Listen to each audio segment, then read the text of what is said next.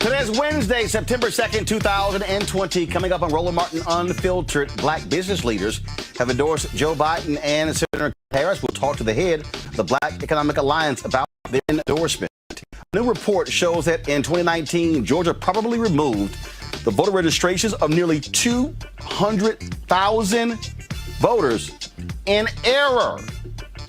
Greg Palast is here with those details. A group of black folks in Oklahoma, led by a 105-year-old woman, have filed a lawsuit demanding reparations for the 1921 Tulsa race massacre. We'll talk with their attorney. Also, a new round of anti-Trump ads, and plus we continue to memorialize the life and legacy of Chadwick Boseman. Folks, it is a jam-packed show. It is time to bring the funk on Roland Martin Unfiltered. Let's go. He's got it. Whatever the miss, he's on it. Whatever it is, he's got the scoop, the fact, the find. And when it breaks, he's right on time and it's rolling. Best believe he's knowing. Putting it down from sports to news to politics. With entertainment just for kicks, he's rolling. It's on go, roll, y'all. It's Roland Martin,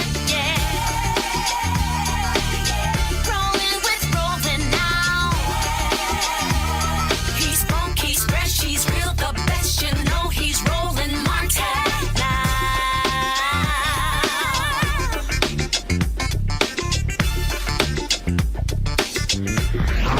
Martin. Black business leaders say a Biden-Harris administration would be better for African Americans than a Trump-Pence administration. The Black Economic Alliance issued their first presidential endorsement since its founding in 2018. Joining us now is the executive director of the Black Economic Alliance, David Clooney. David, how you doing? I'm well, Roland. How are you? All right, so So when you talk about this particular endorsement here, let's talk about economics. And that is Donald Trump makes the argument that he has done more for black people since Abraham Lincoln. We know that's absolutely false. I've heard some people say, hey, the tax cuts have been a boon to black businesses. So why is the Black Economic Alliance endorsing Biden-Harris over Trump-Pence? So the Black Economic Alliance, a group of black business leaders, is endorsing Biden-Harris because we've been working with the campaign over the last few months. We've seen them beef up not only their campaign staff and hiring senior black folks like Simone Sanders, Karine Jean-Pierre, having Cedric Richmond, Congressman Cedric Richmond, the former chair of the CBC, Congressional Black Caucus, as their national campaign chair, but also in working with us and getting the input of other trusted black-led organizations and figuring out how their plans can be tailored to close the racial wealth gap. If we want to talk about the 2017 tax plan, let's talk about opportunity zones, for example. That program was meant to drive investment to underserved, disinvested communities, particularly communities of color. In fact, it is largely served as a boon to developers who were doing real estate deals in gentrifying neighborhoods already. There is a significant need for reform, and that's one of the many things that Joe Biden put out in his racial equity plan as the fourth pillar of his Build Back Better. But if you talk to the Trump people, they say, hey, $75 billion has gone to these opportunity zones. I have been asking them for the data saying, show me how that actually has benefited African Americans. They can't do that. And so you're saying y'all analysis is that when he touts those opportunity zones, that has not been helpful to black folks. Our point is the opportunity zones has the right purpose in trying to drive more investment to these communities. We're saying that the way it is structured is in need of reform because it does not apply enough restriction and specific requirements that make sure that the benefit goes to the community that are meant to benefit from this plan. So beyond the economic zone, what opportunity zones, what else are you saying to African Americans, black business owners? Why a Biden-Harris administration would be better for black people economically than Trump-Pence? Great question. So at the Black Economic Alliance, we focus on work, wages, and wealth. All three of those things are addressed in Joe Biden's economic plans. And like I said, we've worked very closely together, and we look forward to working together going forward at real significant systemic change. I think we have a landscape now politically where we could have groundbreaking legislation and significant reform, particularly led by people who look like us, and having perhaps the most diverse administration we've ever had, given the political climate. But specifically, things like small business support. He is giving public-private partnerships or supporting public-private partnerships in an effort to increase access to capital. The Paycheck Protection Program in general, that black business owners just do not have enough access to capital, particularly from the traditional banking system. He's talked about making a historic commitment to equalizing federal procurement, investing and boosting home ownership, particularly for communities of color and black folks. We know home ownership is the largest builder of wealth, world wealth, things in the United States over generations. And looking at retirement security, equity, infrastructure plan, that's thinking about how, both in your procurement, designing infrastructure plans, there's a specific plans on benefiting communities of color, second chance hiring. And as I talked about first, I think the political climate happening now, we have seen real recognition from the Biden-Harris campaign that they know we have a moment that we have to respond to, and that the only way to do that is to be bold in our ask, and also to put the right people in place, like Kamala Harris, who know the black experience and know firsthand what's needed to really move on closing the wealth. All right, then. David Clooney, we surely appreciate it. Thank you so very much for joining us. Thanks for having me, Roland. All right, my panels, Breonna Cartwright, political strategist, A. Scott Bolden, former chair, National Bar Association Political Action Committee, Robert Patillo, executive director of the Rainbow Push Coalition, Peachtree Street Project. Robert, I'll start with you. Let's talk economics here. And so, first of all, this is a group of black business leaders. Donald Trump has tried to make the argument that he is the right person for the job. but also the Congressional Budget Office just dropped their new report showing that the federal deficit is now $3.3 trillion. It was $596 billion when Obama was president. Donald Trump has added $3.7 trillion to that. And so those tax cuts, and he touts, and I've heard black business owners, black men say, oh, that's been a boon to us, but the black worker has not necessarily said the same thing.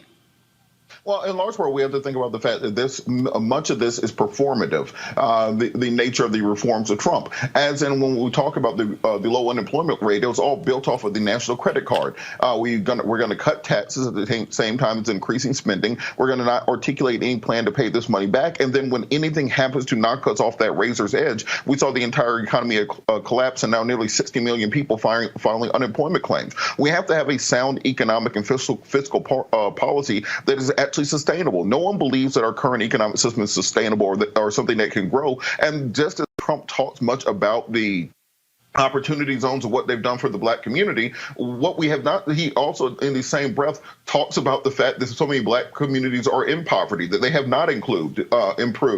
We see the commercials and ads from many black Republicans talking about the despotic hellscapes of black communities around the country, but with no plan or articulation on how they exactly are going to fix it. So people have to get out of the performative nature of public policy and dig down and ask for the dollar and cents numbers on what needs to be done to ensure that we have the economic prosperity that's been promised by this administration and others before it.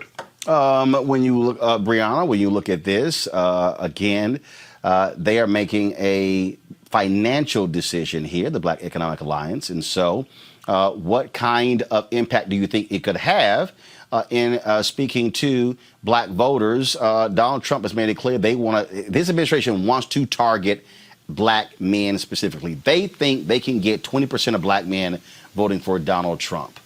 How do they make the argument that, you know what, it actually Trump-Pence has not been a boon to black people economically? Right. I think that it's very important that the Black Economic Alliance endorsed Biden-Harris. And Trump has been horrible for black businesses. The coronavirus outbreak has been extremely tough for black businesses. Even with the PPP and the economic injury disaster loan, programs in black businesses have had a more difficult time getting these federal relief programs. An example would be in D.C. at Finch Chili's Bowl. And so it's been an iconic place for black people in D.C. for over 60 years, and they almost didn't survive because of the wait time for the PPP loan. They were so strapped for cash, they closed all locations except one. And so that shows you how Trump hasn't been good for black businesses.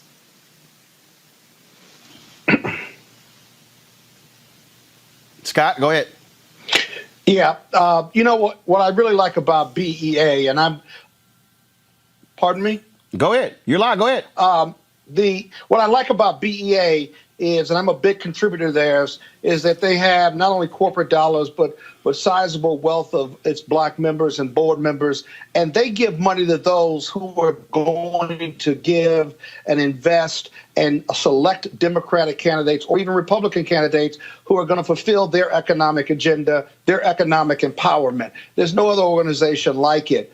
Secondly, the problem with Donald Trump, and even when he talks about lower black unemployment, the problem with him is that he has no targeted urban agenda to not only empower black people, but let alone black businesses. If you look at the unemployment that went down to 3, 4, 5%, well, white unemployment went down and so did black unemployment. But the gap between black and white's unemployment numbers never changed, which means he did nothing to close the gap because he hasn't targeted them as part of his urban agenda, let alone implemented or invested anything in closing that gap because he's not interested.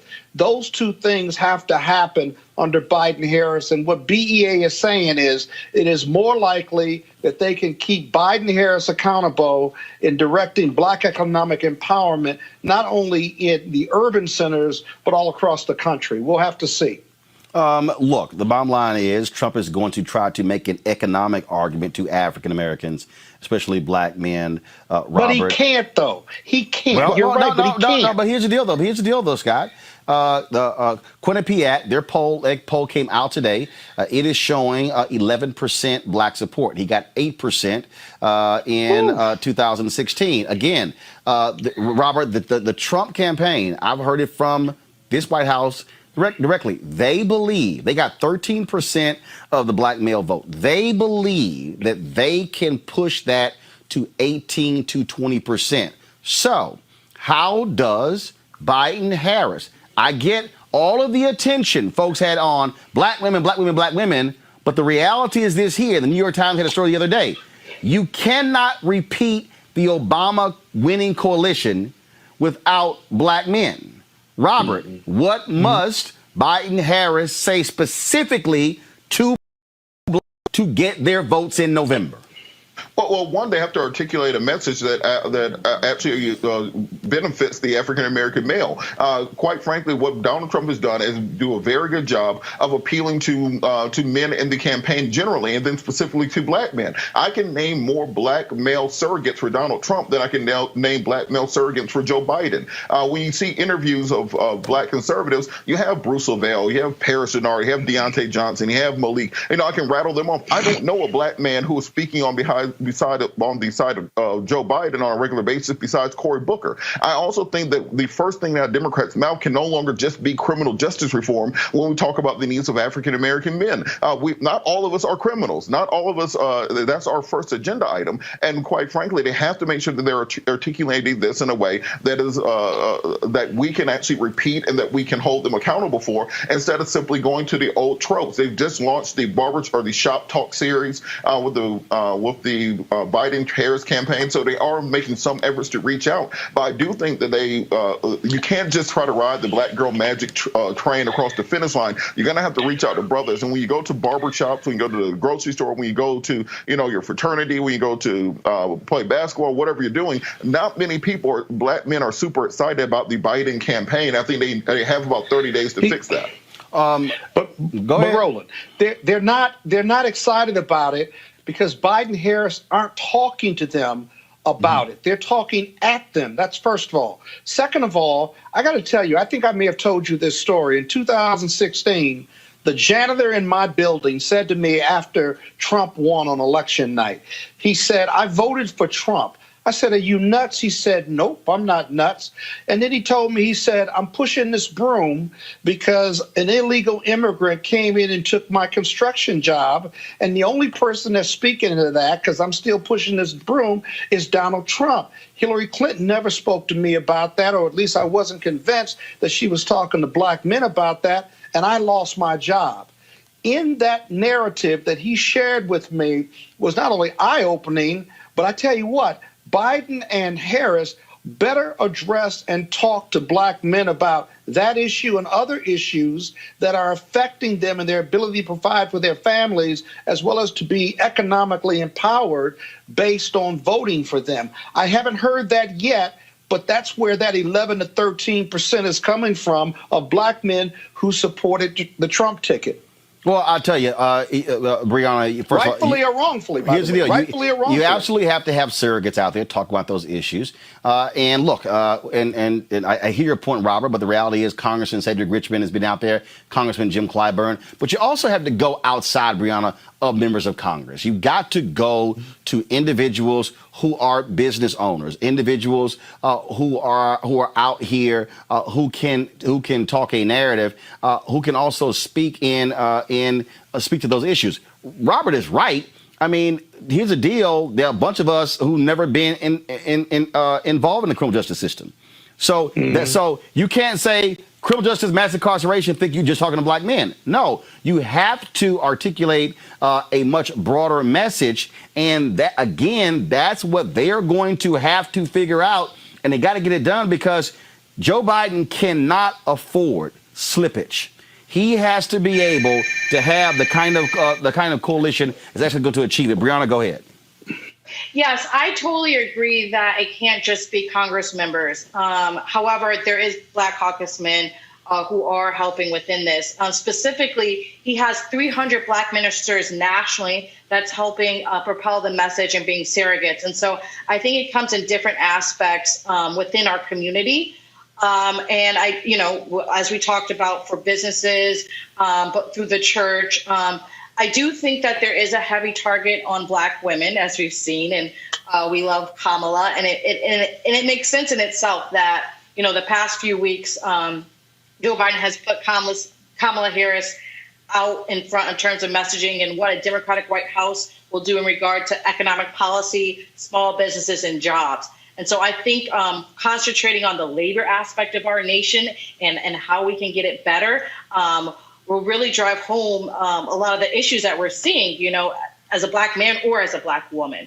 And there are definitely surrogates, but we see that he's targeting Black men by pardoning, just the way that he targeted immigrants by doing the citizenship randomly during the RNC, which I don't know what it had to do with anything. So, if people are going to take the symbolic gestures to go over there, that's kind of like hard to fight. But I think people are looking for more than just symbols, and they want action. And the last 4 years have shown how he does not help Black America. I got you. And I think that's very important. But Roland, real quick, I do think there's that immigration issue when it comes to Black men. Robert, go ahead. Well, actually, the immigration issue is a big issue with Black men. I can tell you that going back to when I did. Look, I can go back to 2008 when I had my radio show on WVON when that issue came up. How that was a major issue with the callers. But Robert, go ahead. Well, I think one of the things that's important is there is no current Biden elevator pitch to Black men. That if I was to say, distill down what Joe Biden's going to do for African-American men in a 30-second pitch, most people can't. I think until the Democratic Party is able to articulate something along those lines, it's going to be very difficult to not have Donald Trump get that 20% of the Black vote. Because even if it's disingenuous, a lie will travel halfway around the world before the truth can put on its pants. And they just keep hammering unemployment, first step at opportunity zones, and then roll out the Black surrogates. That is enough to get you over 20% unless there's a strong counterpunch from the Democratic Party. Folks, it is 61 days until Election Day. And, of course, our goal is to get you focused on that. Make sure you go to vote.org to double-check your registration, to register to vote. You can also fill out the 2020 census. Why is that important? Because of this. In 2019, Georgia purged nearly 200,000 people from the rolls. In error.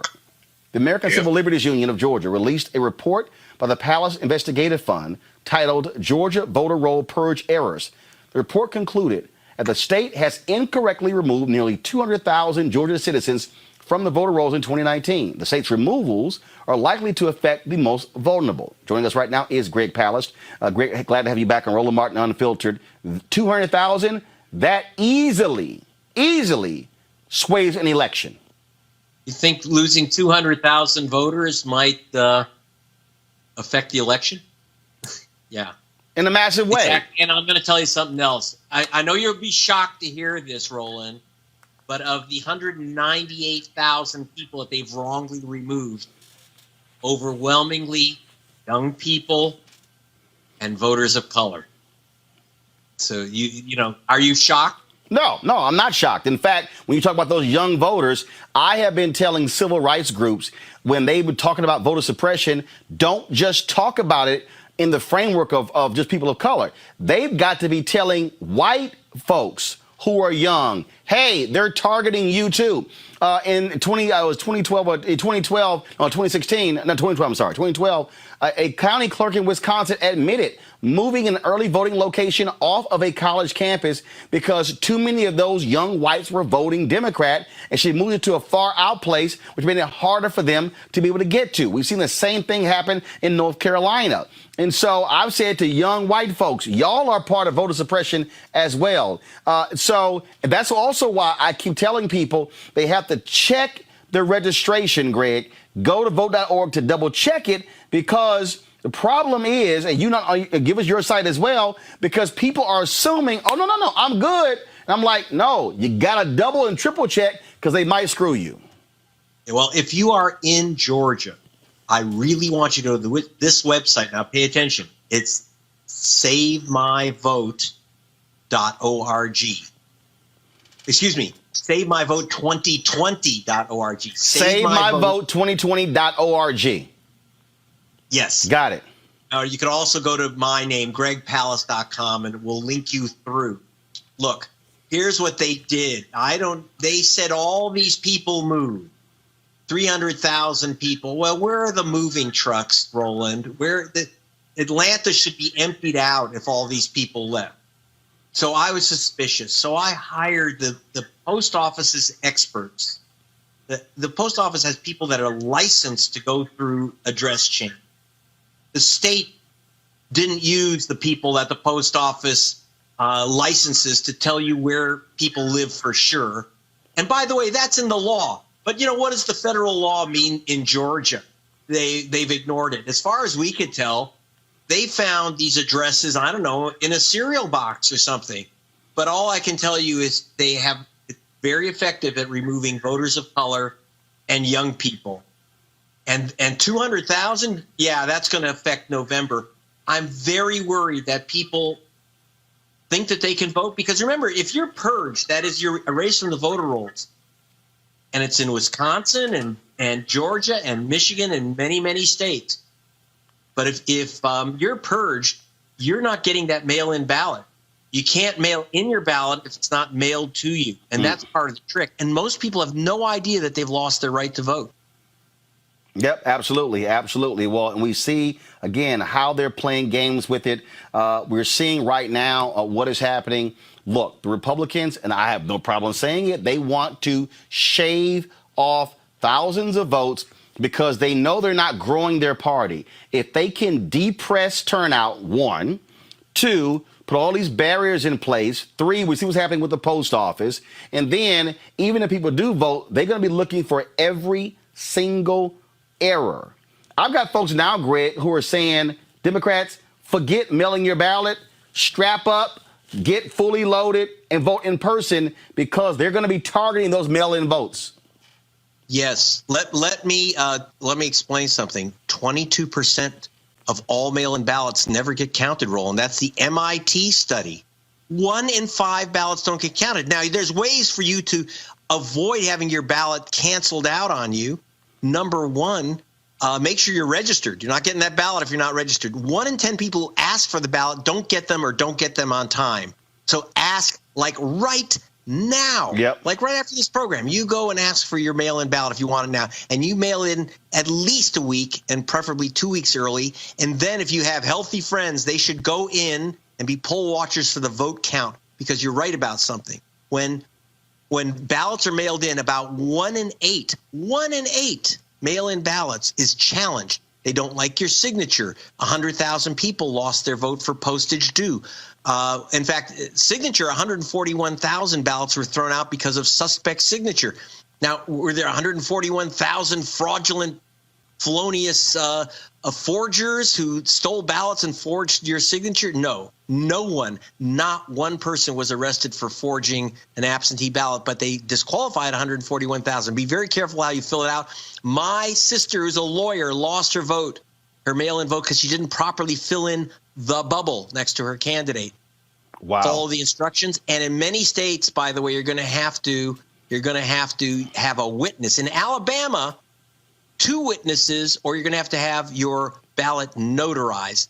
So you might be right that the best thing, if you're safe enough, if you are young enough, healthy enough, bring your hazmat suit and an umbrella and some food and get ready to wait 4 or 5 hours in that line to vote. But I would rather you vote early when there's no lines. Yeah, right. Okay? Understand there's no lines in midweek when people are at the early voting stations. Almost every state has it. And a lot of states let you fill out an absentee ballot and then bring it in so you don't have to go through the post office. Get your ballot, fill it out, bring it in, put it in a drop box, your county elections office, or take it to the polling station midweek during early voting. There's no one there. It's safe. It's quick. And you don't have 4 hours in line on Election Day. Greg Palast. I appreciate it. Again, go to gregpalast.com, GREGPALAST.com. If you are in Georgia, to double check to make sure that you have not been removed from the voter rolls. And is it SaveMyVote2020.org? Exactly. SaveMyVote2020.org. Okay. You got it right. All right. Greg, we appreciate it. Thanks a lot. You're the best, Roland. Bye. Thank you very much, sir. Robert, I want to start with you. You're there in Georgia. Stacey Abrams constantly talked about this in her race against Brian Kemp. This also, though, is not just Georgia. That lawsuit, when it came to purging people from the voter rolls, which the Supreme Court allowed, which they allowed to go through, which is interesting because when it came to the gerrymandering case, they said, hey, we don't have any role when it comes to political gerrymandering, but they allowed that to go through. There was a white guy who sued in Ohio, which opened the door to voter purges, where they say, hey, you haven't voted in 1 or 2 elections, we can remove you from the rolls. We have to get our people to be constantly in a state of mind, check your registration, because I had a frat brother who texted me, he voted in the primary this year. Watched this in Arizona, went back, he wasn't on the voting roll. He re-registered. Well, Roland, on that point, I think part of what we have to do is look at what Republicans do. They are playing chess at a very high level. They plan these things out 5, 10, 15, 20 years ahead of time. We were fighting back when I was in college in Georgia, marching against the voter ID laws, fighting in 2010 against reducing the number of days for early voting, fighting against the restrictions on absentee ballots. So what we have to start doing is thinking about things strategically and not figuring out 60 or 70 days before the election that the game is about to be rigged. We are going to have to get these Democratic groups and these left-leaning groups to put the necessary money into elections, put the necessary money into getting people to fighting against voter suppression on the far term, and not simply waiting until a couple months before to understand the game is being rigged against us. And in the meantime, we have to put the money into community-based organizations that are fighting to protect the vote. Brianna? Can't see you. Can't hear you. I'm sorry, but can't hear you. I think you're muted. Unmute yourself. There we go. Georgia, there we go. Sorry about that. Georgia's under Republican control. It's a laboratory for stealing democracy at this point. And it's crazy to think that nearly 200,000 people in Georgia were removed from the voter file under the pretense that, they had moved. In fact, that they did it. So it makes up 63% of the people who are removed as registered voters. That's scary. And, who gets held accountable for this? Absolutely nobody. We've seen it now over and over and over again. We've seen it in different states. It's going to get worse. We need a lot of people on deck. I do like the suggestion. I know more states were ramping up of putting drop boxes instead of mailing. But, Republicans, have been targeting disenfranchisement for a while. That's how Stacey Abrams lost her election, little over 50,000 votes. And Republicans control the state. And so it's even crazier that, the reported number of voters who are legally removed to be even higher, as this number doesn't include those who moved within their district, who actually did move. And so someone could have moved from apartment A to apartment C in the same building, and Georgia would have removed them from the list of registered voters, which is insane. And so we do need to make sure that we're equipped. I do know, I think it's, I can't remember, but I do know that there's now a store that's going to have their workers be poll workers. We need more poll workers. That's the gap. Old Navy, I'm sorry, Old Navy. Old Navy, yes, absolutely. Old Navy. And that's very important because a lot of the people who were poll workers previously were old, and they may not be able to be around people as much. And it's very, very important to make sure that we're protecting the vote. There's people to make sure there's no voter intimidation. And so we've been ramping up on that. And I think it's very important to make sure today that you go to make sure that you're still registered to vote, and that you that if not, you get registered to vote, because in some states, starting this month, you're going to receive a ballot if you're doing absentee. So, it seems like it's early, but for some states, it's really not. It's almost voting time. So we need to make sure that we're on the rolls and that we can vote. Scott, bottom line is this here. Again, part of our job is to ensure that you don't get caught up in the web. So to Greg's point, 22% of mail-in ballots are getting thrown out. Bottom line, if you're going to vote by mail-in, check everything. Check full name, check your address, do everything exactly the way it's supposed to go to ensure your ballot is going to be counted. Yeah, I listen to all of these messages, and they're all out there, and we're all saying the right thing. I often wonder how many people of your frontline voters or your average voter are really listening, right? They say to themselves, how hard can it be to vote? I got it. I'm going to cross my T's and dot my I's, and I'll get there, and so forth and so on. And I guess my message to them is that, no, this is not going to be easy. We're running against three different opponents as Democrats. We're running against the GOP and Donald Trump. We're running against foreign interference in our democracy. The reports have come out on that. And then we're running against voter suppression, not only in swing states, but all around the country and not just in the South. And so the Democrats, regardless of us being up 10 to 12 points, if you will, or even 7 points, run and vote like you're down 7 to 10 points. Vote early, do it the right way. Or as he said, I love the idea of your last guest. He said, fill it out, right? And take it down early in the middle of the day when nobody's there and do your early voting. That's a perfect scenario for those who may be elderly, those who are middle-aged, and even young people, despite COVID. And it's healthy, too, if you do it that way with your mask and what have you versus these long lines and stuff. We got to pay attention on this one, right? Because our life and our future and our future of our country literally depend on it. And so we've got to treat it that way. And I hope everyone watching and their families treat it that way because it's super serious business. It is nothing to sleep on. Well, here's the deal, though. Robert, they are listening. They are listening. I mean, I get the emails. People have gone back and checked. But here's the piece. You got to do it every day. Look, mainstream media, they aren't doing what we're doing, okay? They're not doing this, all right? Mainstream media, that was that case at CNN. They were working on a voter suppression documentary that was going to air in October. I was like, what the hell are y'all doing? The registration's already passed. I'm like, you should be working on voter suppression stuff long before the registration deadline. No, this has to be a constant deal.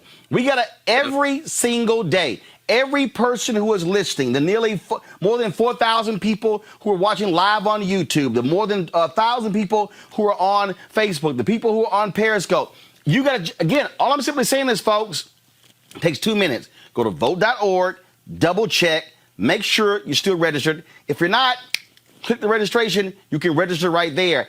We have to be in that constant state every day, Robert, every day, every day, every day. Well, a big part of it is understanding Robert, go ahead. A big part of it is understanding demographics. We're talking about Georgia. Let's remember that Georgia is a state that is 35% African American. There's 10% Latino. There's 5% Asian American, 52% females. Everybody knows Atlanta has a humongous LGBTQIA+PK plus population.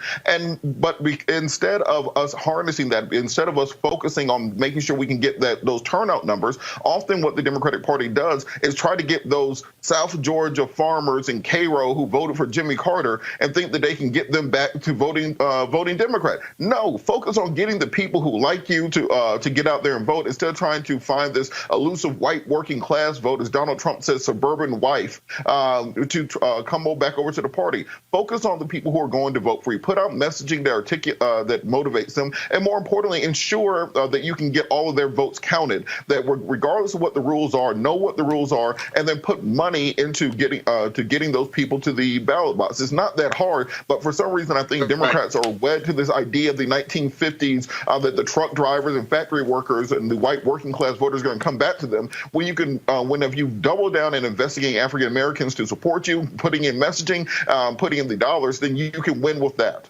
Folks, let's go to Tulsa, where a 105-year-old black woman leads a group of Oklahomans to filing a lawsuit against the city of Tulsa. They're demanding reparations for the 1921 Tulsa race massacre. Nearly 100 years ago, a white mob destroyed the booming business district in the black neighborhood, killing up to 300 people.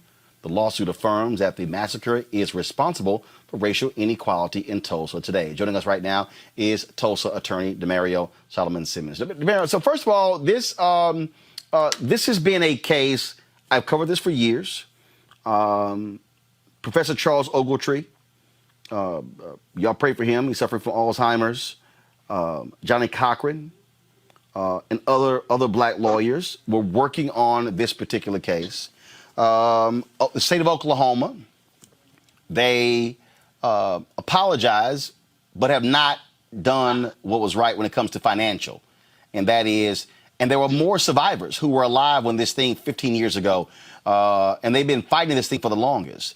You're suing for this one. You're suing the city, not the state. Explain. Well, thanks, Roland, for having me on, and thank you for invoking my mentor, Charles Ogletree. I started my legal career 16 years ago as a baby lawyer, working with he and Johnny Cochran of the Reparations Coordinating Committee on the federal case. And as you know, that case was kicked out of court by the 10th Circuit and ultimately not heard by the Supreme Court in 2005. Our lawsuit is much different, and we feel much stronger about our chances moving forward this year because we are actually following our case in the state court system, utilizing the Oklahoma's powerful, very powerful public nuisance law. And our public nuisance law, you may have remembered just last year, the state of Oklahoma sued the opioid companies, Johnson & Johnson, and received a $525 million verdict, utilizing the same theory and law that we're utilizing, which is a public nuisance theory. So by suing the city, now this becomes a state lawsuit, not a federal lawsuit. Well, we're suing, the defendants is actually the city, the county sheriff's office, the Tulsa, what's called the Tulsa Development Authority, and the Tulsa Metropolitan Planning Commission, and also the National Guard. So we have 6 defendants that we're actually suing. And our theory is, again, it's under Oklahoma law. We have 2 claims. One is public nuisance. So basically it goes like this, Roland. They created a nuisance back in 1921 when they decimated my community, when they looted, burned, and killed and exiled thousands of my people. They have not done anything to abate or repair that nuisance since that time. In fact, they've only exaggerated the nuisance and made it worse over the time, to the point now in Oklahoma and North Tulsa, the average person the black Tulsans live 11 years less than white Tulsans. And some of the more impoverished zip codes, that's like 17-year difference in life expectancy. And so utilizing this public nuisance law gives us the opportunity, we believe, to finally get this case in front of a court on its merits and not get kicked out on a procedural statute of limitations argument. Our second claim is unjust enrichment. We're alleging, and we can prove and will prove, that those same entities that I've named that created the nuisance, that destroyed and killed our people, are now benefiting from the disaster that they created. They are now utilizing Black Wall Street and the 100-year commemoration as a brand to sell, to create tourism that benefits them and not those who suffer. All right. We certainly appreciate you joining us. Good luck in this lawsuit, and we'll certainly be covering it in the future. Appreciate it. And ask everyone, go to justiceforgreenwood.org. That's justiceforgreenwood.org, and sign up for regular updates. All right, sir. I appreciate it. Thank you so very much. Good to see you as always. Yes, sir. All right, folks, let's talk about this is quite interesting. William Barr, who is the Attorney General, did an interview on CNN where he basically said, y'all complaining about police brutality? This stuff happened to black people. It's not significant. Listen to this. No, I don't think they're 2 justice systems. I think the narrative that that the police are on some epidemic of shooting unarmed black men is simply a false narrative, and also the narrative that that's based on race. The fact of the matter is, it's very rare for an unarmed African American to be shot by a white police officer. There were 10 cases last year. 6 of them, the suspect was attacking the police officer physically. So these are rare things compared to the 7,000 to 8,000 young black men who were killed every year. because you've said you don't believe there's systemic racism in the justice in our justice system among the police. But you did say this. You did say, I do think it is a widespread phenomenon that African American males in particular are treated with extra suspicion and maybe not given the benefit of the doubt. No, I don't think they're two justice systems. I think the narrative. Scott, Bill Barr is arrogant. Bill Barr is arrogant as hell. Mm-hmm. For Bill Barr to say, "Oh, there were only 10 cases last year," what in the hell world is he living in? And if you look at the proportionality, which is what he forgets, that we have 10 to 13 the American population, and proportionally, black men unarmed are shot at a much higher proportion than white men and women are by the police. That the proportionality of how we are stopped and harassed and abused by the police, whether you report it or not, proportionately, that number skyrockets. The suspicion of white people versus black people in this country by the police. So how can you say that's a false narrative comparatively or proportionally speaking? And then where are all the videos of the police abusing poor white kids and women or wealthy white kids and women simply because they aren't suspicious of them? Where are the videos where the police have pulled out their gun and walked up to a car driven by a white person in this country? They simply do not exist. And by the way, the people perpetrating violence and breaking the law in Portland and Kenosha and Minnesota over George Floyd or Jacobs, right? It's white people perpetrating it, including white people murdering other white people in the presence of the police. That's manifest evidence that what he is saying is borders on the nonsensical or is just purposeful denial to create another false narrative, right? And so the president and his AG are just completely off base here. And again, this false narrative so white people or white Republican voters can feel some level of comfort when the root is either racism or what I call blue racism then. Here's another lie, Brianna, when the issue of mail-in voting came up. Watch this. There are several states that only have mail-in voting, including a Republican Well, state this like is Utah. playing with fire. This is playing with fire. We're a very closely divided country here. And if people have to have confidence in the results of the election and the legitimacy of the government, and people trying to change the rules to this methodology, which, as a matter of logic, is very open to fraud and coercion, is reckless and dangerous. And the people are playing with fire. Well, I will point out there are 5 states that only have mail-in voting, including Utah and Colorado and Washington State, Oregon, Hawaii. And they've reported over the years they've had virtually no problems. But who's trying to change the rules right now? I would say the people who want to go to mass mail-in ballots. But you understand why. There is a coronavirus pandemic. There are several states that only have mail-in voting, including a Republican Well, state this like is Utah. playing with fire. This is playing with fire. Here's the deal here. Here's the deal. It's real simple here. Brianna, I don't trust a damn thing that Bill Barr says. Not a damn thing. Bill Barr will lie for Donald Trump all day, every day. Yeah, that's very smart of you. You shouldn't, and no one really should. Barr is controlling the narrative, and so is Trump. So the truth does matter. If we do not have media attention around this, then we fail. And it's hard. And that's why we're trying to push the narrative now. And that's why we protest. Last week, there was a march on Washington. There was a lot of people despite COVID. And we're trying to keep that relevant and realizing the numbers. But the RNC literally said that there is no racism at all. Right? That was just last week in the convention. And, Biden is addressing it. But, we have to inform the public on it. And there is an issue there. You said, oh, it is two different worlds in this country, right?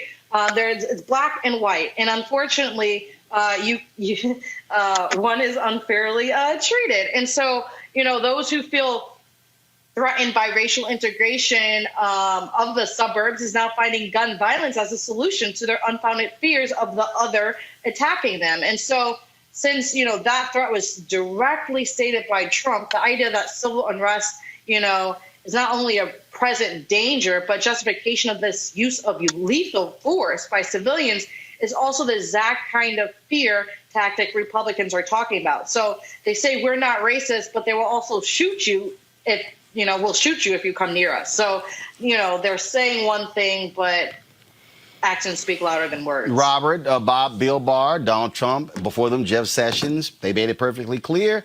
They did not want to have these police consent decrees. They said, it was just causing too much more morale problems for the officers. This is why people do not trust this Department of Justice. Well, there's no reason to trust this Department of Justice. Let's understand something. To Barr's statement about this narrative, what narrative means is your way of dismissing someone else's lived experience. If you remember before the Me Too movement, when women would talk about sexual harassment and rape and workplace allegations, it was called a narrative. So he's trying to say that these lived experiences that African Americans and in particular African American males have had somehow don't exist. I don't have any black male friends who haven't either been in the back of a police car or who have not spent a night in jail. I'm talking about doctors, lawyers, engineers, IT specialists, so on and so forth. So when he says that only 10 people got killed by the cops, that doesn't account for the thousands who were harassed, who had guns put up to their head, who were stopped and frisked, who have experienced the unequal nature of this criminal justice system. These shootings on video are just the ones to get the national attention. Most of these never ever get reported to police. So whereas Republicans can talk all they want about opportunity zones and about what they did with the First Step Act, and you can have the performative justice of pardoning black people on television, when you come directly behind that and dismantle their lived experiences by simply saying that it's only a narrative that black people are experiencing violence and experiencing an unequal criminal justice system, it takes away all credibility from the performative justice which you just put out there, because all of us as African American men know that is the reality of the system, and anybody who denies it is implicitly embracing white supremacy and racism. In fact, one of his other quotes was this here, Scott: if anything's been baked into the system, it's a bias toward non-discrimination. What the hell does that legal world is this dude living in? It's baked that towards non-discrimination. What does that mean? Does that mean that the system and the police and the institutions in this country are so focused on non-discriminatory action or race-neutral actions and words that we've eliminated bias and racism from the narrative, from our institutions, and from the country? We live in two worlds, one black, one white.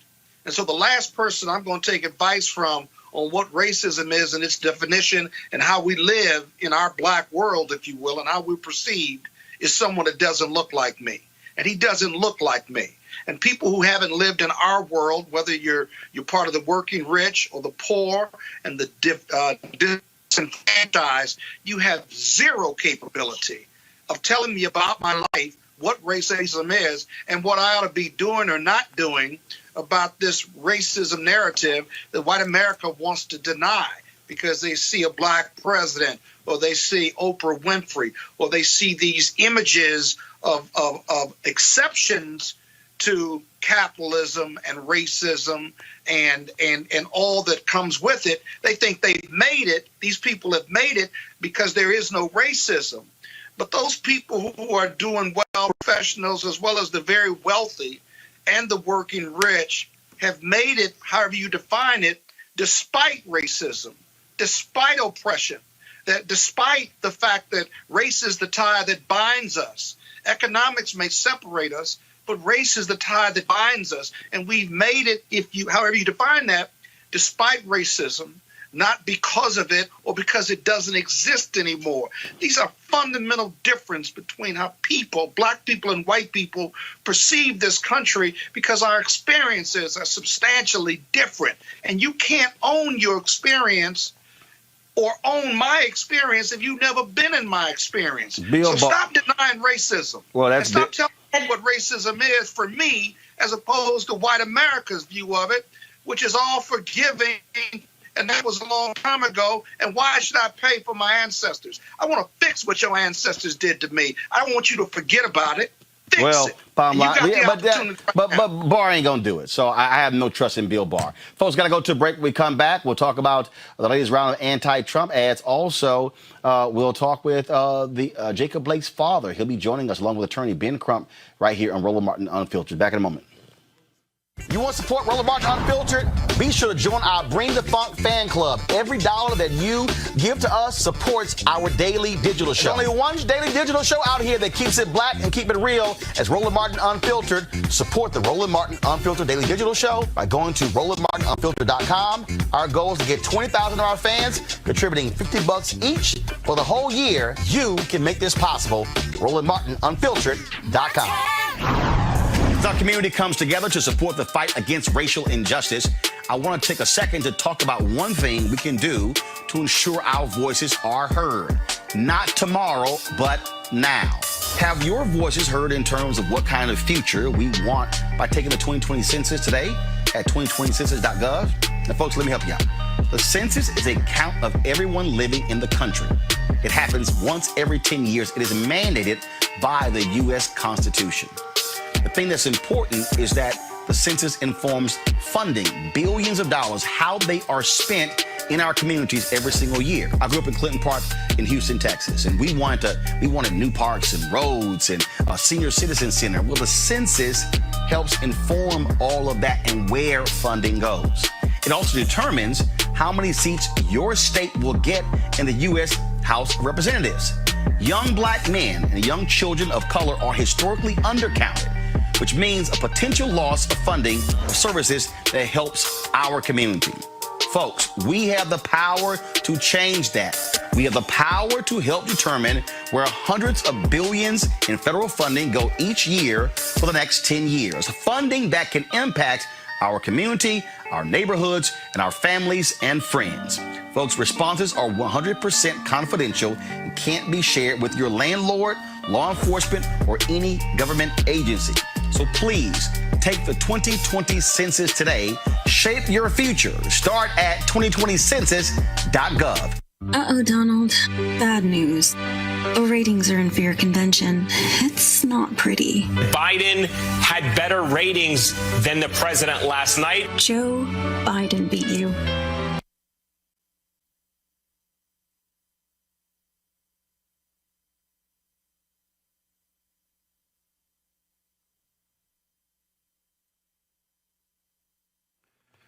All right, folks, having an issue there technical-wise. I want to go ahead and play those from my iPad. The folks at Lincoln, the Project Lincoln, they continue to go after Donald Trump with his craziness. You know, he was whining and complaining about how his ratings were larger. Well, fact of the matter is, Joe Biden and Senator Kamala Harris, they had much larger ratings when it came to their convention, and so what you're looking at here is again, Trump trying his best to change the narrative.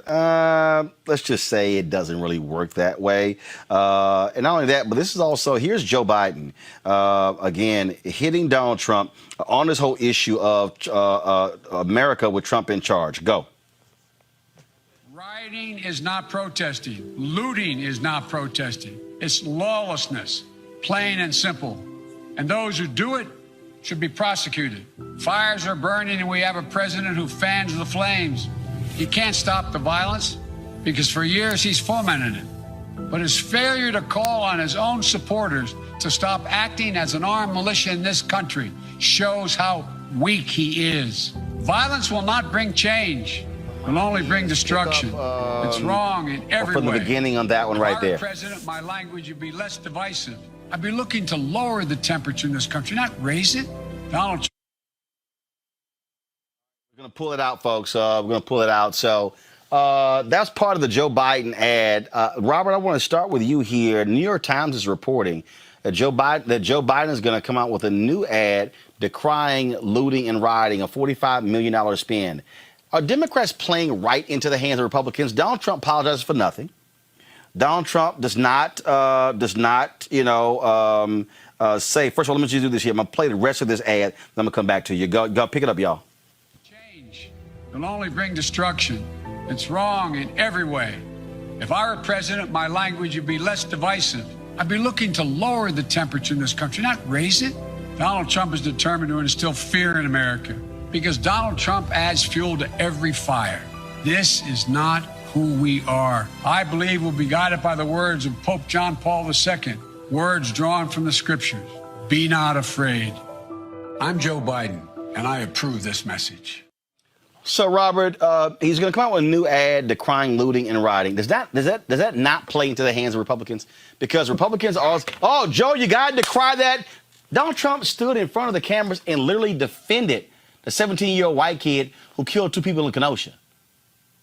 Look, that's the stupidest thing I've heard from a campaign. What they need to do is hire some more black folks to do strategy, not just to send emails or to hold town halls. You need to have some black strategists on staff, on payroll, 6-figure jobs, black consultants who are cutting these media and ad buys. Because let's understand something: the MAGA is not a campaign; it is a culture.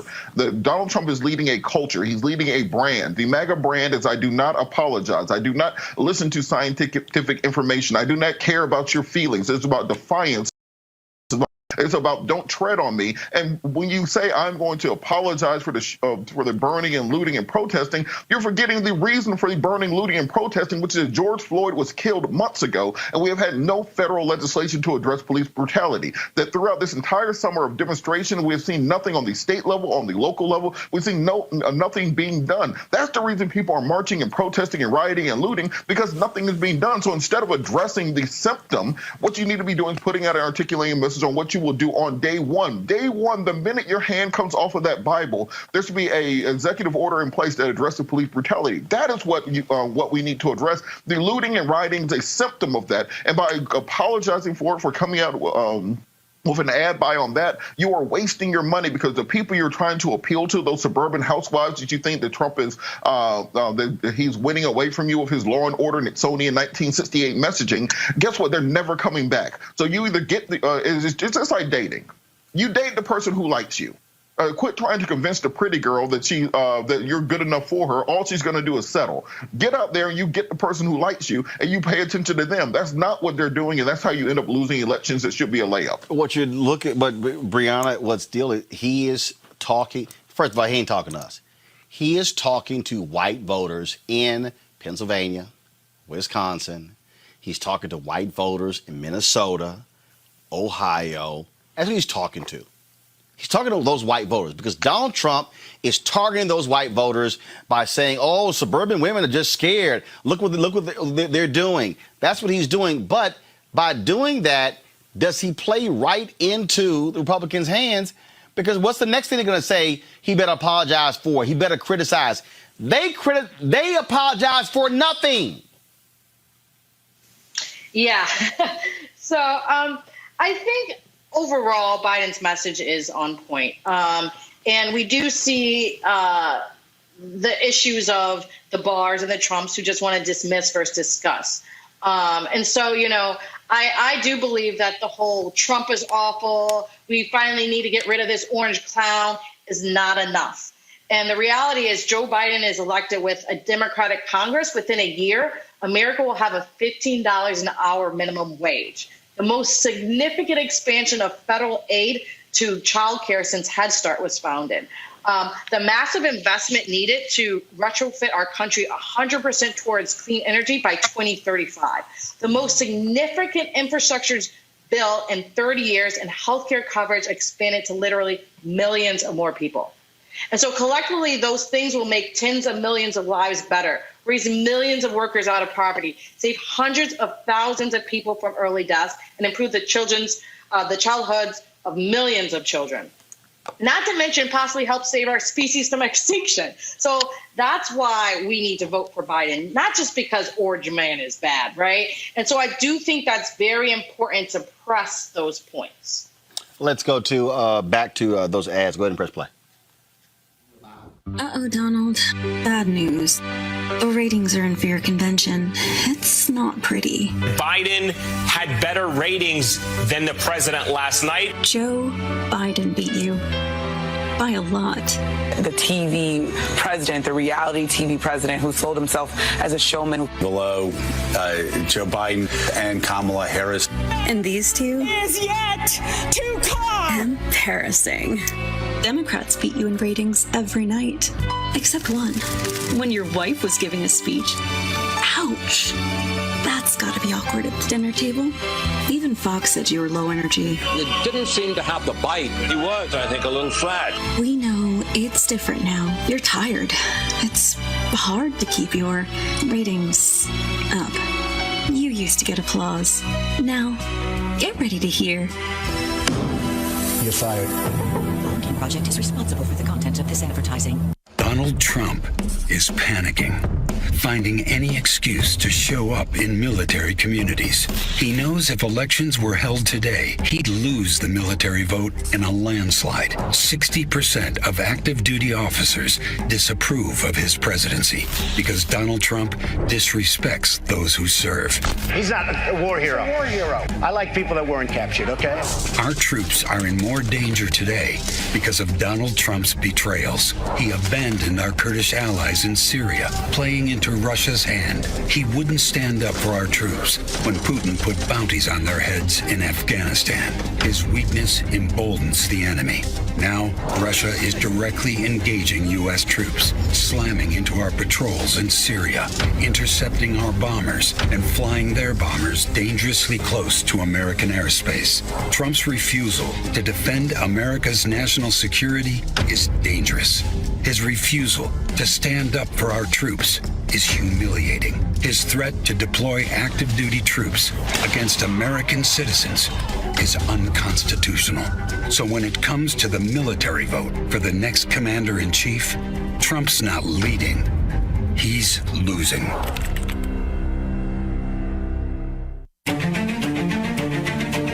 Environmental pollution contributed to the deaths of about 9 million people in 2015. That's nearly 15 times as many deaths from war and all forms of violence. A newly released government report is revealing the dire consequences of climate change. Human activity is causing climate change in the world, and that is an irrefutable fact. I'm announcing my plan for clean energy revolution. Clean energy is a job engine. It helps to create a more resilient economy across the country. Today is a historic day in the fight to protect our planet. The Paris Agreement. The United States and China joined that agreement together. The United States will withdraw from the Paris Climate Accord. So Obama's talking about all of this with global warming and that. A lot of it's a hoax. It's a hoax. I mean, it's a money-making industry, okay? It's a hoax. The Trump administration has withdrawn California's ability to set its own fuel economy standards. The windmill.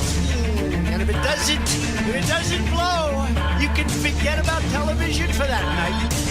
President Trump has taken unprecedented action to roll back environmental protections. He has repealed regulations that protect water, air, and land. Unravel the protections that will save billions of dollars and thousands of lives. Largest attack on U.S. climate action in history.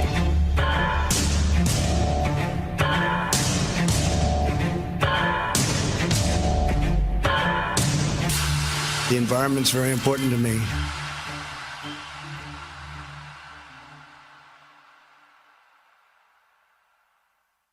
I want to make it absolutely clear. Rioting is not protesting. Looting is not protesting. It's lawlessness, plain and simple. And those who do it should be prosecuted.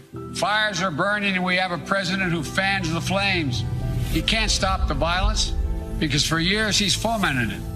But his failure to call on his own supporters to stop acting as an armed militia in this country shows how weak he is. Violence will not bring change. It'll only bring destruction. It's wrong in every way. If I were president, my language would be less divisive. I'd be looking to lower the temperature in this country, not raise it. Donald Trump is determined to instill fear in America because Donald Trump adds fuel to every fire. This is not who we are. I believe we'll be guided by the words of Pope John Paul II. Words drawn from the scriptures. Be not afraid. I'm Joe Biden, and I approve this message. That was a Biden ad I was talking about. That vote vet ad is kind of important, Scott, because according to the Military Times, Trump has seen a 20-point drop in the military support. More military folks are supporting, more active duty military people are supporting Biden over Trump. Interesting. Yeah, I like that ad a lot because it was factual, it was hard-hitting, and it showed the visual with him and Putin, who we all know he will never challenge us, even stood down to. Now, that's very embarrassing to conservatives who support the Lincoln Project. There's so much material to fact-check Donald Trump on.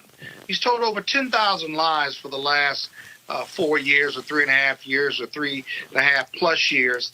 And so it's a matter of really organizing it more than anything and reminding the people, whether they're suburban women or the elderly in Florida who are suffering from COVID or the suburban educated women. I do think you have to go after those if you're showing that he's losing that support. Majority of white Americans aren't going to support him as a Democratic candidate because the majority of white Americans think the Democrats, when they talk about jobs and they talk about the environment and they talk about criminal justice reform, don't think the Democrats are talking to them anymore. They think they're talking to people of color and women of color. And so that's okay. We're not going to get every white voter, but if you're losing suburban white women who don't feel safe because of Donald Trump, you've got to remind them that this is Trump's America. It's so easy to fact check him because he lies so much. Even if you were to interview him, you just say, well, who are you talking about? What are you talking about? And you can see even the Fox reporters who interview him, who are friendly interviewers, thinks he's gone off the rail. If you look at the Laura Ingraham interview, it was pathetic, if you. So as a result, I'm just saying, I think Biden's got to stay focused on not only his message, but he's got to remind the voters of what a liar Donald Trump is and what destruction and degradation he's brought to the country. Brianna, earlier you talked about the environment. This is an ad that targets Donald Trump as polluter in chief. Environmental pollution contributed to the deaths of about 9 million people in 2015. That's nearly 15 times as many deaths from war and all forms of violence. A newly released government report is revealing the dire consequences of climate change. Human activity is causing climate change in the world, and that is an irrefutable fact. I'm announcing my plan for a clean energy revolution. Clean energy is a job engine. It helps to create a more resilient economy across the country. Today is a historic day in the fight to protect our planet. The Paris Agreement. The United States and China joined that agreement together. The United States will withdraw from the Paris Climate Accord. So Obama's talking about all of this with global warming and that. A lot of it's a hoax. It's a hoax. I mean, it's a money-making industry. Okay? It's a hoax. The Trump administration has withdrawn California's ability to set its own fuel economy standards. The windmill. And if it doesn't blow, you can forget about television for that night. President Trump has taken unprecedented action to roll back environmental protections. He has repealed regulations that protect water, air, and land. Unravel the protections that will save billions of dollars and thousands of lives. Largest attack on U.S. climate action in history.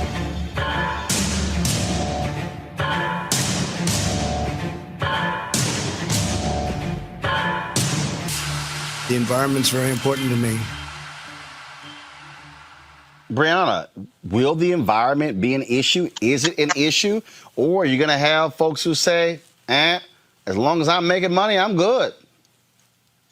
The environment is a huge issue. And we can see that the Republicans have said that global warming hasn't existed. And so I think, really targeting the difference between, what we're going to do and what we're going to change is important.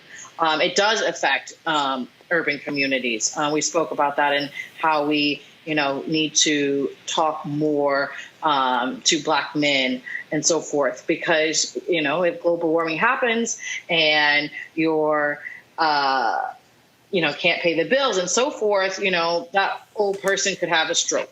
right? There's so many issues. If it's concrete jungle, it will warm up more. And I don't think there's been that much of a tie of the urban community and the environmental issues, and more of a tie of the environmental issues and how we can help it with jobs, right? The Blue-Green Alliance. And so I do think it's very important. And I do think those ads show how Trump is a liar. And I think it shows his mental fragility. And I think that's very important because we want change. And so within that, you have to assess what's been done in those 4 years. And if all of those are lies, how are you going to trust that we're going to fix the issue, going up, taking us away from the world and fixing the issue instead of bringing us together? And I think that's really one of the strong things that I've seen within this campaign is that, Biden can really focus on foreign affairs and rebuilding our standing around the world and serving as a peacemaker in chief to cut compromises with Congress. Kamala and others can be fully empowered to work the inside game and, rectify the economic mess and address the climate crisis. And so it gets us out of this post-COVID world. And so, we, some may know, coming from Michigan, there's still the water issue in Flint. It's been years and people still have to drink out of bottled water. And so this needs to change immediately. And so it's the environment and who can be a better person for our environment. And then we have the issues with the schools and the ventilations, and they're being tremendously behind and wanting to put, the kids back into school and not clear the air ducts and PPE. And so there's a lot of issues, and that goes around the environment. I don't think a lot of people understand how it's interconnected in a lot of different places in our lives. All right, then, Robert, you were talking about Democrats going after Republicans. Don Winslow, who is an author, he's been putting his own ads out. Watch this here. He calls his hashtag open letter to Republicans. I could stand in the middle of Fifth Avenue. Everyone says that no one can talk to you. And shoot somebody. Everyone says nothing we show you will matter. I wouldn't lose any voters, okay?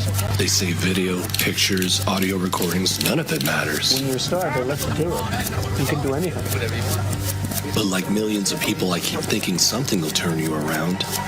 I thought children in cages would do it. I thought Russian bounties on U.S. soldiers would do it. Those are our soldiers. I thought 180,000 dead from a virus that could have been stopped would do it. That is what it is. I was wrong. So maybe it's not that you don't hear us. Maybe it's just that you don't care. We're libtards. We're fake news. But we live in the same neighborhoods. We walk the same streets and our kids go to the same schools. Let's just deal with some facts. Mexico never paid for that wall. It was a lie. Trump never delivered a medical care plan to replace Obamacare. It was a lie. Trump promised to release his tax returns. That was 4 years ago. What the hell is in those taxes? Just another lie. How many times does a person have to lie to you before you stop listening to them? 17 U.S. intelligence agencies said Russia interfered with the 2016 election. That happened. He holds the Bible in his hands while burning every verse in it. Trump tells you that the press are fake news and an enemy of the people, so you won't believe anything they say. You are fake news. But you know you can go to YouTube and watch a raw video for yourself. Or is YouTube part of the deep state? What happened to the Republican Party? Ronald Reagan must be rolling over in his grave. This is not America, and scaring the hell out of you every day is not leadership. It's just marketing. On November 3rd, you can end the chaos. You can tell your friends and family that you voted for Trump, even when you voted for Joe Biden. Thanks for your service. No one will ever know. Think about that.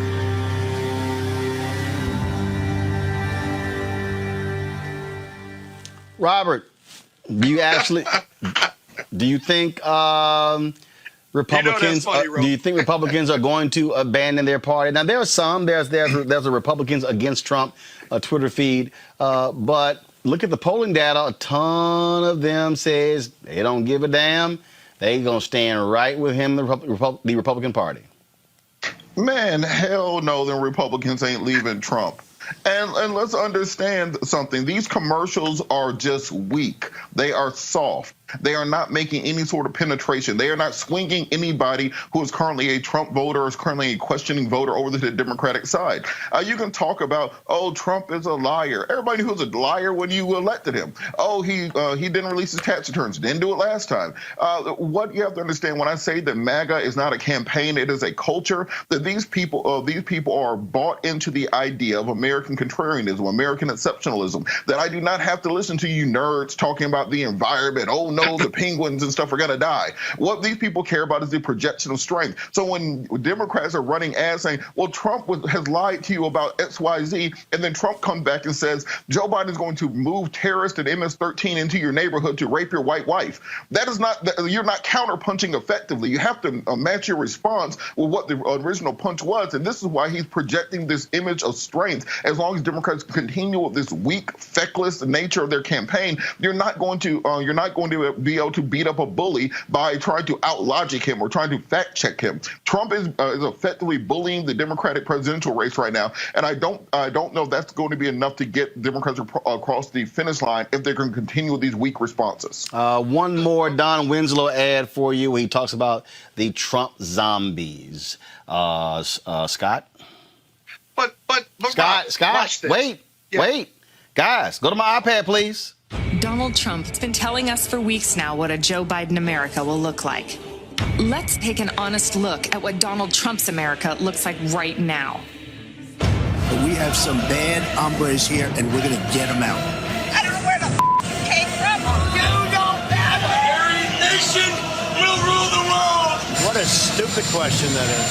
I will be Donald Trump's most loyal advocate. You wouldn't want me to condemn a group that I know nothing about. I have to look. We own this country. We make the laws. We tell them what and where and when. They don't tell us. I'll beat that mask off your face. Get him better. Get him out of here. Nasty Mexican cop. You also had people, very fine people, on both sides. White supremacy. Trump will win, and we're going to bring it back, brother. You. Driver of this gray Dodge mows down a group of marchers.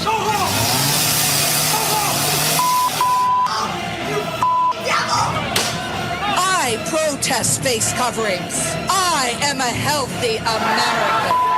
And every single one of you, because all of you are practicing. No, I don't take the responsibility at all. Trump will win, and we're going to bring it back. Build that wall. Build that wall. Nobody loves the Bible more than I do. Trump is elected by God to be the president of the United States. I am the chosen one. We will make America great again. I could stand in the middle of Fifth Avenue and shoot somebody, and I wouldn't lose any voters, okay?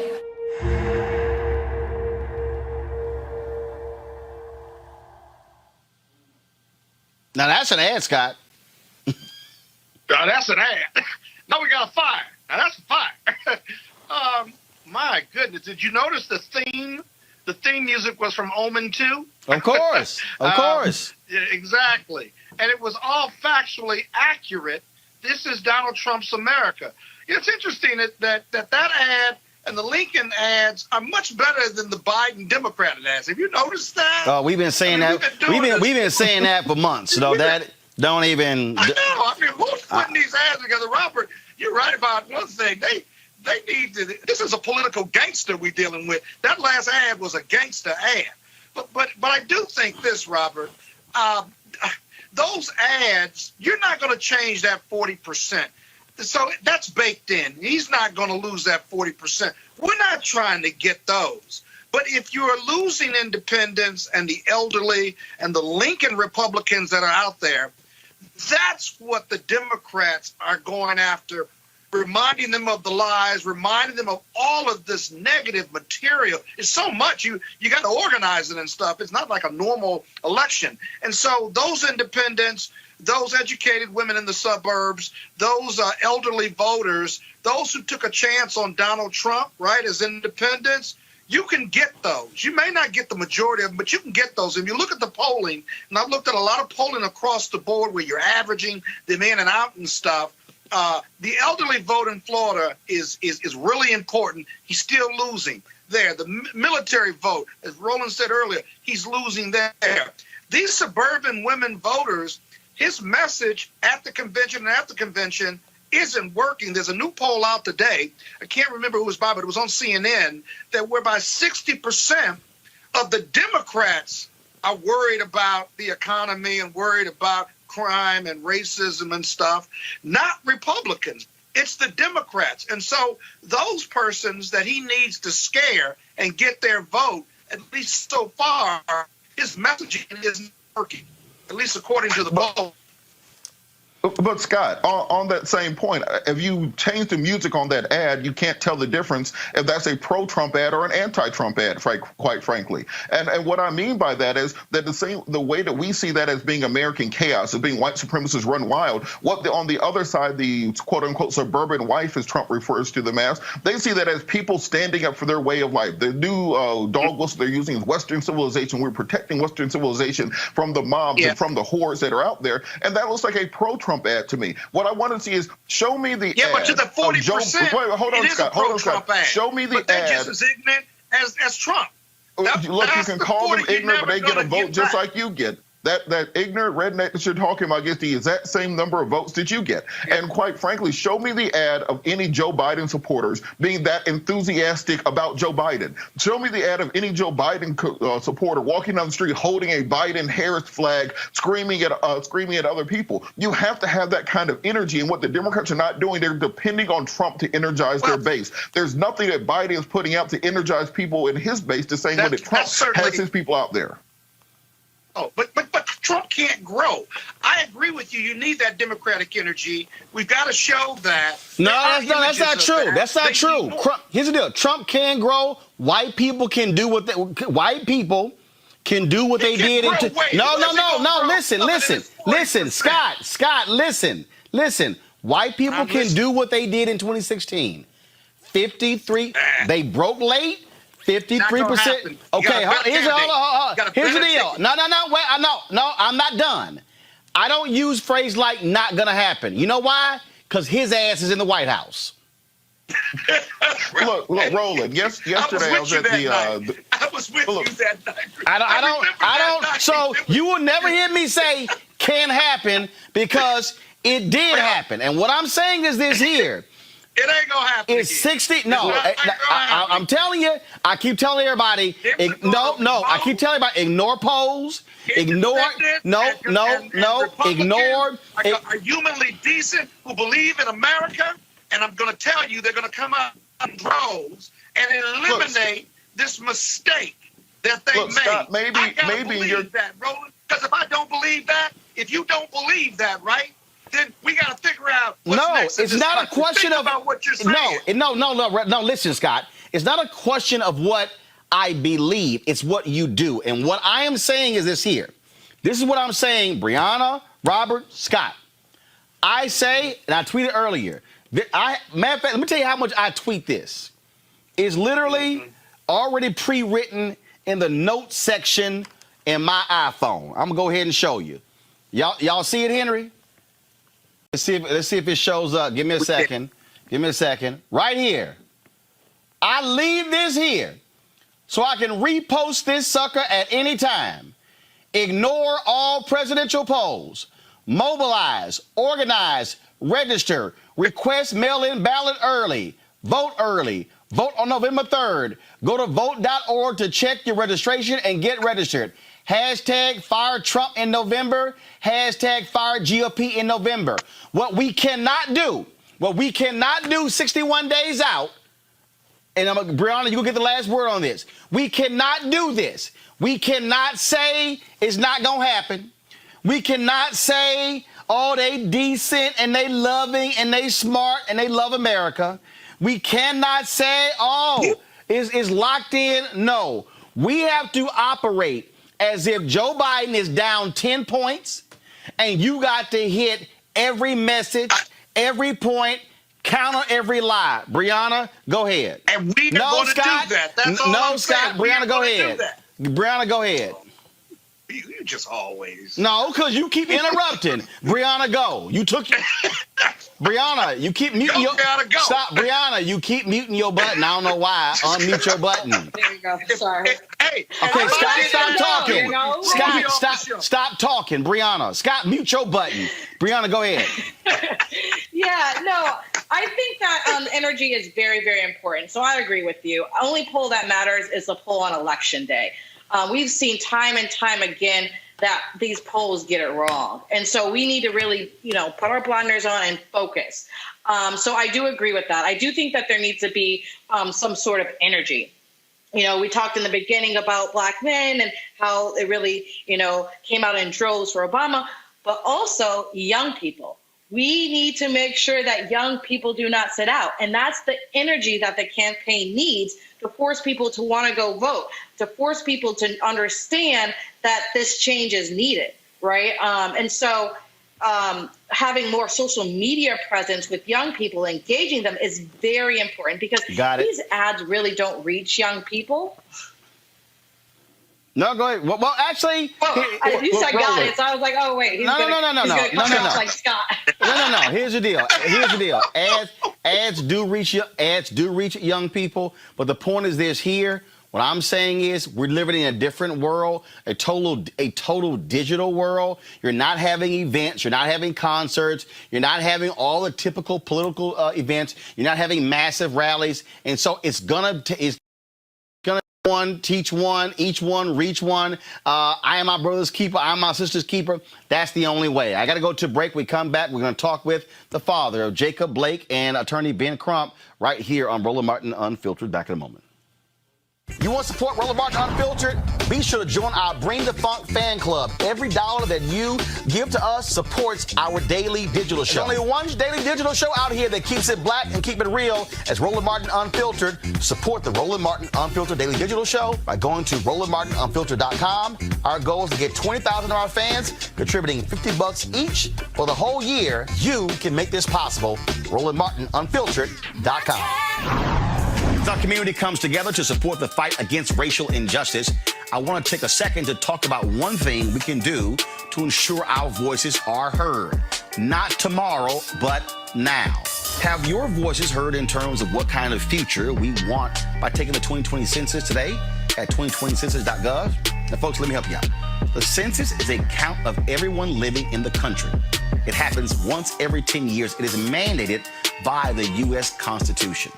The thing that's important is that the census informs funding, billions of dollars, how they are spent in our communities every single year. I grew up in Clinton Park in Houston, Texas, and we wanted new parks and roads and a senior citizen center. Well, the census helps inform all of that and where funding goes. It also determines how many seats your state will get in the U.S. House of Representatives. Young black men and young children of color are historically undercounted, which means a potential loss of funding of services that helps our community. Folks, we have the power to change that. We have the power to help determine where hundreds of billions in federal funding go each year for the next 10 years. Funding that can impact our community, our neighborhoods, and our families and friends. Folks, responses are 100% confidential and can't be shared with your landlord, law enforcement, or any government agency. So please take the 2020 census today. Shape your future. Start at 2020census.gov. All right, so a lot of y'all are always asking me about some of the pocket squares that I wear. Now, Robert don't have one on. Now, I don't particularly like the white pocket squares. I don't like even the silk ones. And so I was reading GQ magazine a number of years ago, and I saw this guy who had this pocket square here, and it looks like a flower. This is called a shibori pocket square. This is how the Japanese manipulate the fabric to create this sort of flower effect. So I'm going to take it out and then place it in my hand so you see what it looks like. And I said, man, this is pretty cool. And so I tracked down, it took me a year to find a company that did it. And so they make these about 47 different colors. And so I love them because, again, as men, we don't have many accessories to wear. So we don't have many options. And so this is really a pretty cool pocket square. Now, what I love about this here is you saw when it's in the pocket, you know, it gives you that flower effect like that. But if I wanted to also, unlike other, because if I flip it and turn it over, it actually gives me a different type of texture. And so therefore it gives me a different look. So there you go. So if you actually want to get one of these Shibori pocket squares, we have them in 47 different colors. All you got to do is go to RolandSMartin.com/pocket squares. So it's RolandSMartin.com/pocket squares. All you got to do is go to my website and you can actually get this. Now, for those of you who are members of our Bring the Funk fan club, there's a discount for you to get our pocket squares. That's why you also got to be a part of our Bring the Funk fan club. And so that's what we want you to do. And so it's pretty cool. So if you want to jazz your look up, you can do that. In addition, y'all see me with some of the feather pocket squares. My sister is a designer. She actually makes these. They're all custom made. So when you also go to the website, you can also order one of the customized feather pocket squares right there at RolandSMartin.com/pocket squares. So please do so. And of course, it goes to support the show. And again, if you're a Bring the Funk fan club member, you get a discount. This is why you should join the fan club. Vice President Joe Biden and his wife Jill Biden will be traveling to Kenosha, Wisconsin tomorrow to conduct a series of discussions with community organizers. They'll also meet with the family of Jacob Blake, the brother who was shot 7 times in the back by Kenosha, Wisconsin police. Joining us right now is his father, Jacob Blake Sr. Jacob, glad to have you on Roland Martin Unfiltered. Thank you, Roland. I appreciate the invitation. First off, sir, Donald Trump came to Kenosha, spent more time talking about law enforcement. The White House apparently said they reached out to your family pastor. Y'all said we don't have a pastor. Now you have the Bidens coming tomorrow. Do you believe that the conversation should really be one that's focused on meeting with community and not law enforcement? I missed that whole last thing there, brother. I'm sorry. No, the phone keeps ringing off the meat rack. I didn't hear. Yeah, what I said is, if Trump came there, did not meet with the community or did not meet with the family, and then of course you have Biden coming. Shouldn't the focus be meeting with the community and the family, because the shooting of your son is what sparked this, as opposed to meeting with law enforcement and saying, oh, I'm going to pat you on the back? Well, I don't want to get poo, but in my humble opinion, when you relate things that you relate, you call my son a putt. How would that make any father feel if you connect your child to a putt? Mm-hmm. You previously had a conversation with Biden and Senator Kamala Harris, and you described it as talking to. I can't remember the exact words, but you said it was a familial conversation. It was as though I was one of my uncles, man. I know that sounds crazy, Roland, but for 58 minutes, he stayed on the phone with us, and he didn't rush the conversation. He talked about my son. He talked about changing policies. He talked about my family. It was like he didn't have to be told what to say. It was like he was an old school rapper, man, coming off the top of his head, man. You said policy. The Wisconsin legislature, the governor wanted them to meet to pass some police reform bills. 30 seconds, they opened. 30 seconds later, they closed it. Again, Roland, my comments are not going to be political because all I care about is my son. Mm-hmm. At this particular time, now when my son gets out of the woods and I'll make political statements, and I'll make sure I call the 06 and tell them. Indeed, indeed. How is he doing? How is he doing physically?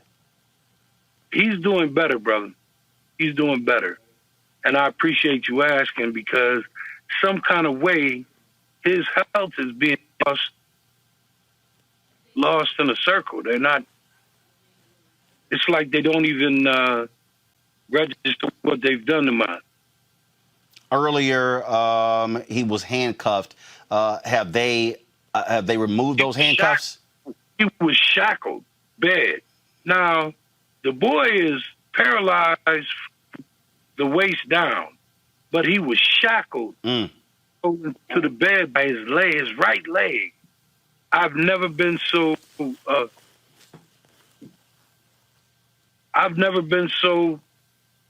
pissed off in my life, brother. I've never, only words I can use, because I was peeved to just look at him there, and these armed guards. He can't get up, Roland. He can't get up. I want to bring in Ben Crump, a family attorney. Ben Crump, glad to have you back on the show. This is obviously a volatile situation. You have Trump yesterday meeting with business owners. Now we know, Ben, that one of the business owners was faking it. He was a former owner. A actual store owner who owned the building did not want to meet with Donald Trump. So the previous owner, that's fraud. And I told people, I said, I don't trust that those are the people standing with Trump are actually store owners. I'm not surprised, Roland Martin, and it's an honor to be on with you again. Mr. Blake is a man who is a big admirer of yours, because you always tell it as it is, Roland, and you're telling it as it is now. This president will do whatever it takes to try to make himself look good, even at the expense of a young man who has 7 bullets in his body that burst his spinal cord, another bullet shattered his vertebrae, another bullet went into his intestines. He's lost most of his intestines. Another bullet went into his colon. He's lost his colon. Another bullet went into his arm. Another bullet went into 2 bullets into his stomach. He's lost all function and control of his bowels. He's lost all function and control of his sexual organs. And for the rest of his life, he's going to have to explain to his 3 little boys why the police shot him 7 times in the back. Jacob, this is obviously, it's difficult, it's traumatic for you. I talked to Kendall West, the African American Club. He said black folks there have been focused, have been mobilized and organized. But he says that the people who have been causing the problems late at night are white provocateurs. What would you tell those people who say they're out there fighting for Jacob Blake, but they are engaged, they're doing stuff, they're spray painting, they're doing whatever, what would you tell them who say that they're fighting for your son?